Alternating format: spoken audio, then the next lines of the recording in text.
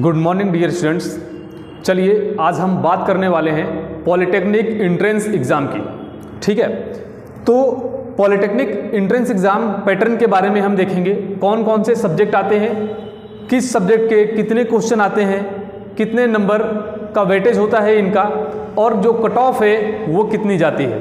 तो देखिए, UP polytechnic entrance exam की हम बात कर रहे हैं। यहाँ पर जो हमारा एग्ज़ाम के क्वेश्चंस हैं वो एनसीईआरटी बेस्ड होते हैं और 10th लेवल तक के क्वेश्चन इसमें आते हैं। अगर एनसीईआरटी बुक आपने अच्छे से पढ़ी हुई है 10th लेवल तक की, और जो सब्जेक्ट हैं उसमें फिजिक्स, केमिस्ट्री और मैथ ये आते हैं। ठीक है, तो इनको अगर आपने अच्छे से प्रिपेयर किया हुआ है तो एग्ज़ाम में आपके एक भी क्वेश्चन, एक सिंगल क्वेश्चन भी नहीं छूटेंगे।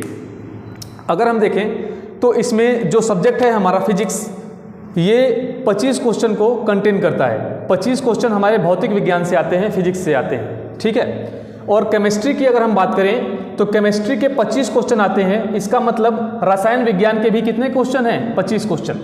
ये हमारा साइंस का पोर्शन है। 25-25 मिलाकर 50 क्वेश्चन हमारे विज्ञान के होते हैं, फिजिक्स से 25 और केमिस्ट्री से 25। ठीक है, भौतिक विज्ञान और रसायन विज्ञान से 25-25 क्वेश्चन आते हैं। और इसके बाद मैथ की बात करें तो ये अकेले 50 नंबर का आता है। ठीक है, ये अकेले 50 नंबर का, इसका मतलब 50% का वेटेज इसका है और 50% ये दोनों मिलाकर है।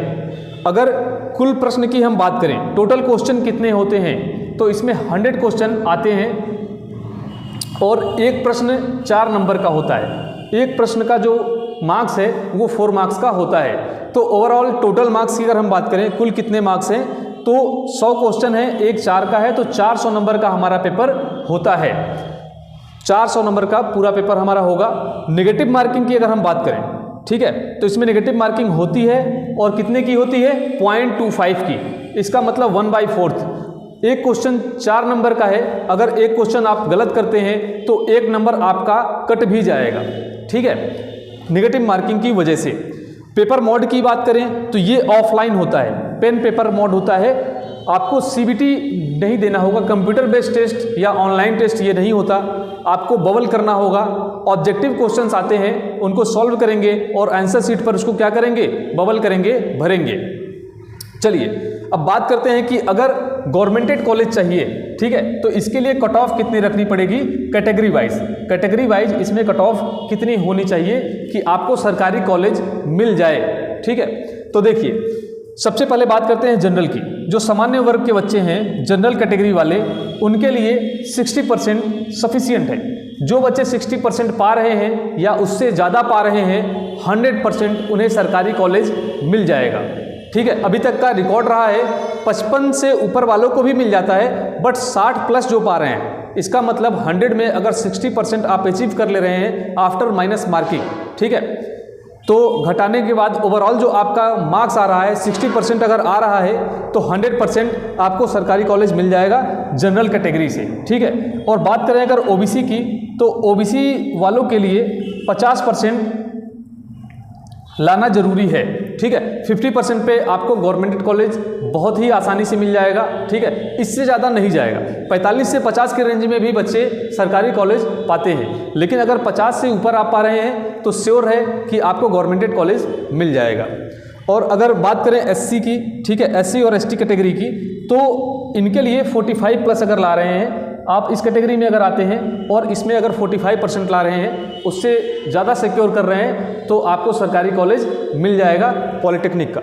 और गर्ल्स के लिए अगर बात करें, ठीक है, तो गर्ल्स के लिए 40% पर ही मिल जाता है, चाहे वो किसी भी कैटेगरी की हो। रीज़न क्या है? रीज़न ये है कि जो गर्ल्स कॉलेज हैं, ठीक है, यहाँ पर सेपरेट अलग से पॉलिटेक्निक गर्ल्स कॉलेज भी होते हैं, और जो कॉमन कॉलेज होते हैं उसमें लड़कियां एडमिशन ले सकती हैं। इसकी वजह से इनकी सीटें बढ़ जाती हैं। तो लड़कियों की सीटें बढ़ने की वजह से कम कट ऑफ पर ही इनको सरकारी कॉलेज मिल जाता है। तो 40% पर, यहाँ पर 40% पर इन्हें सरकारी कॉलेज मिल जाएगा। और जो बच्चे फिजिकल हैंडीकैप हैं उनको 20% लाना होता है, 20% प्लस पर इन्हें गवर्नमेंटेड कॉलेज मिल जाता है। ठीक है, तो ये रहा एग्ज़ाम पैटर्न, कौन कौन से सब्जेक्ट आते हैं, किनका कितना वेटेज है और कट ऑफ क्या है, ये आपने देखा। अगर आपको सिलेबस देखना है, ठीक है, कि फिजिक्स का सिलेबस क्या है, केमिस्ट्री का इसमें सिलेबस क्या है और मैथमेटिक्स का सिलेबस क्या है, गणित का क्या है, तो हमारे यूट्यूब चैनल पर पड़ा हुआ है वीडियो, ब्रीफली एक्सप्लेन किया गया है सिलेबस को, एक एक टॉपिक को बताया गया है और ये भी बताया गया है कि कौन सा टॉपिक इसमें ज़्यादा इंपॉर्टेंट है, प्रीवियस ईयर क्वेश्चंस कहाँ से ज़्यादा पूछे गए हैं। ठीक है, तो सिलेबस अगर आप देखना चाहते हैं तो उस वीडियो को देख सकते हैं। वीडियो देखने के लिए धन्यवाद।